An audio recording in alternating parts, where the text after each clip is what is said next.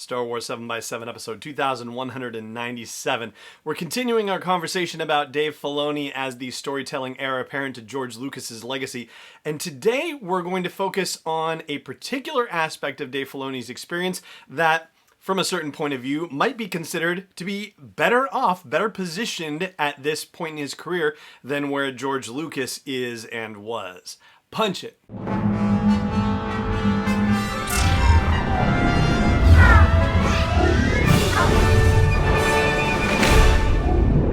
Hey Rebel Rouser, I'm Alan Voivod, and this is Star Wars 7x7, your daily dose of Star Wars joy, and thank you so much for joining me for it. So, as I said at the top, we're going to continue our look at George Lucas and Dave Filoni, and this time we're going to talk about a particular aspect of Dave Filoni's career experience thus far that I think puts him in a better position, relatively speaking, relative to the way that George Lucas's own storytelling experience developed. And, I mean, maybe it's a little controversial in its way, I suppose, but it is, just from a certain point of view, one person's point of view, and so I would certainly love to hear what you think about it as well. So do chime in wherever you happen to catch this episode, and there's a comment section related to it, or just at home base for the show at sw7x7.com. Let me start by taking George Lucas's career and arbitrarily slicing it up into three phases. We'll call it an original trilogy phase, a prequel trilogy phase, and a Clone Wars TV series phase. And just to further complicate matters, not too much, but I'm going to break up our consideration into three elements: story, script, and directing. So, with the original Star Wars, aka A New Hope, George Lucas did the story, he did the script, yes, it was punched up here and there, but mostly did the script, and did the directing.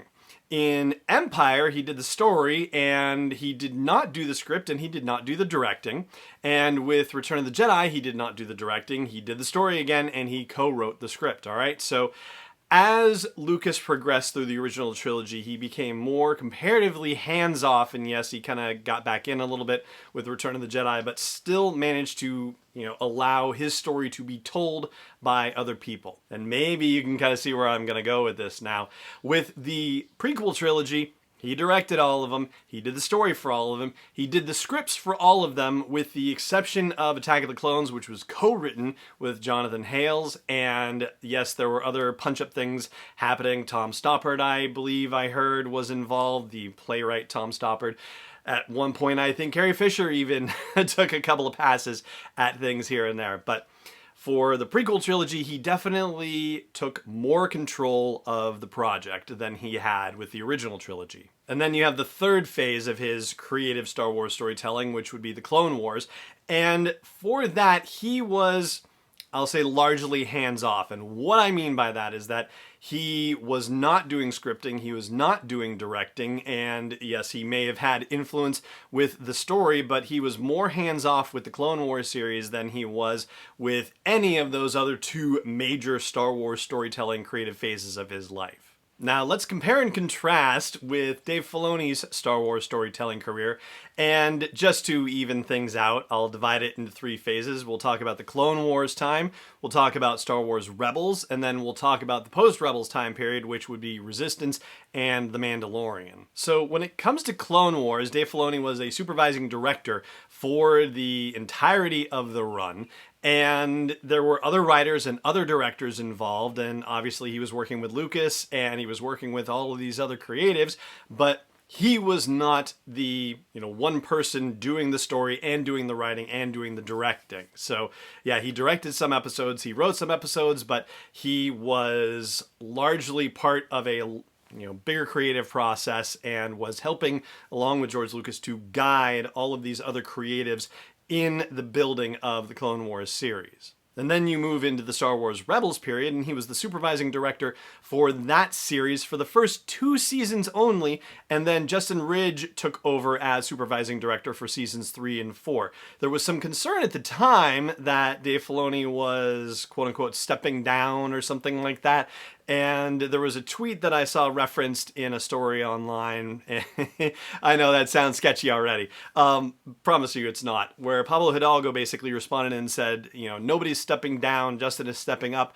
And, more of the story basically indicated that Dave Filoni was going to be overseeing multiple animation projects, and so it was kind of a a broader step up for him in that regard, and was also going to give him time to concentrate on some writing for Star Wars Rebels as well. Now, I'm going to take a sidebar quickly and say that I don't know if I have heard anything about this specifically as far as Dave Filoni goes, but George Lucas has said famously that he hates writing. He hates the process of writing. It's just the worst part of any film project for him. He hates sitting down and doing the script writing. It's like getting blood from a stone for him, okay? Dave Filoni, I don't think I've ever heard anything like that expressed by him whatsoever. I don't hear any sort of difficulty or challenge from him as far as the writing of scripts for any Star Wars story have gone. And we are right now in Dave Filoni's third phase of his Star Wars storytelling career, if you will, which is the post-Rebels phase. So he is the creator of the Star Wars Resistance series that ran for 2 seasons on Disney, but he was not the supervising director. That was Justin Ridge again. And he was, involved with, some creative stuff with it, but for the most part, he was hands off on it. And then, when it came to work on The Mandalorian, he was, there on set. He was an executive producer. He directed a couple of episodes, which is something that he had yet to do. He had yet to direct live action. So this was, a step up for him in the training aspect of his career. But once again, for the most part, he had input on the story and why characters do things the way they do them, why situations and aspects of the Star Wars galaxy are the way that they are.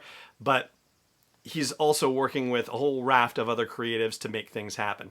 Yes, George Lucas in his career had to have a group of talented creatives around him to make things happen, whether it was, ILM or his creature effects people or anything like that.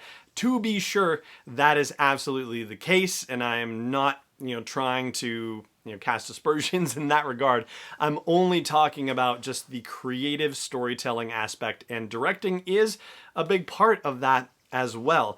And it seems to me that Dave Filoni is further along in his career in terms of being able to let go of the storytelling, to actually keep the bigger picture of the story and the reasons why things are the way they are in stories, have, that be his input on things, and, write from time to time because he enjoys it and he's actually very good at it too, but to let other creatives help tell the stories, whether it's other writers or other directors, be that as it may, have other people contribute to telling Star Wars stories. Whereas there was a point in time for George Lucas where he went from letting other people tell his stories to kind of pulling it in and feeling like he had to be the one to tell the stories and he had to be the one to exert as much control as possible over how the story was told. It seems like Dave Filoni has gotten more comfortable with the idea of other people actually doing the in the trenches work of telling the stories comparatively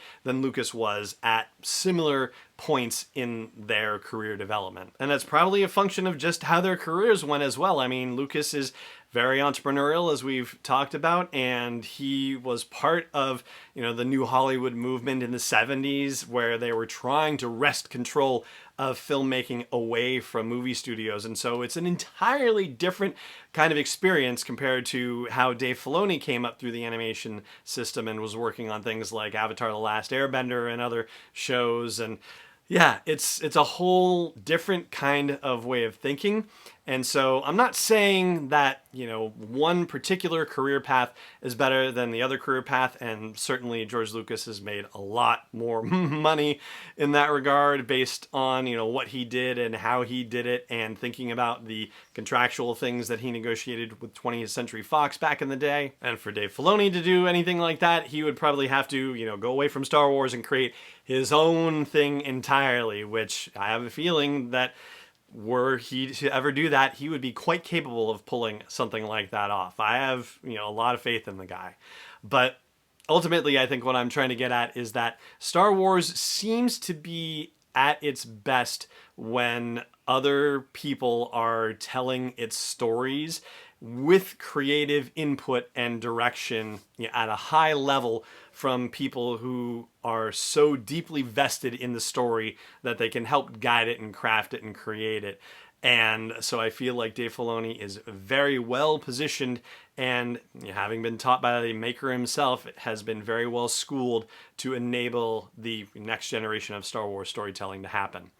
And so that is where we're going to leave it here today. And therefore, that's it for today's episode of the show. Thank you so much for joining me for it, as always. And keep wearing your masks, and may the Force be with you wherever in the world you may be. Is not endorsed or sponsored yet by Lucasfilm Limited, Disney, or 20th Century Fox, and is intended for entertainment and information purposes only. Star Wars, the Star Wars logo, all names and pictures of Star Wars characters, vehicles, and any other Star Wars-related items are registered trademarks and/or copyrights of Lucasfilm Limited or their respective trademark and copyright holders. May the Force be with them. All original content is copyright 2020 by Star Wars 7x7. We hope you love it.